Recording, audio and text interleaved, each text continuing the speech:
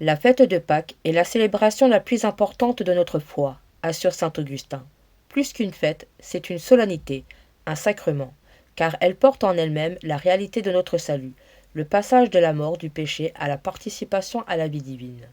À Hippone et dans tout le monde chrétien, la semaine qui précédait le saint jour de la résurrection était chômée, afin que chacun puisse se préparer avec ferveur à ces grandes cérémonies.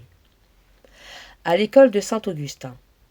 La passion de notre Seigneur est arrivée une fois, nous le savons. Néanmoins, ce souvenir annuel nous remet en quelque sorte sous les yeux ce qui s'est fait une fois, et nous émeut aussi vivement que si nous voyions le Christ pendu à la croix, non pour l'insulter, mais pour croire en lui. C'est le temps de gémir, le temps de pleurer, le temps de confesser nos fautes et d'en implorer le pardon. La parole de Dieu. Sachez que ce n'est par rien de corruptible, argent ou or, que vous avez été affranchis de la vaine conduite héritée de vos pères, mais par un sang précieux, comme d'un agneau sans reproche et sans tache, le Christ. Dans ma vie.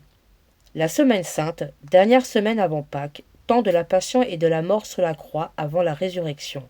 Et pour nous préparer à la veillée pascale, la messe des messes, le temps liturgique le plus fort de notre année, nous avons cette semaine sainte, pendant laquelle nous continuons, pour la plupart d'entre nous, nos activités professionnelles, nos loisirs, nos vies quotidiennes composées de toutes les nécessités vitales. La seule échappatoire, c'est de nous ménager quelques temps spirituels à l'écart.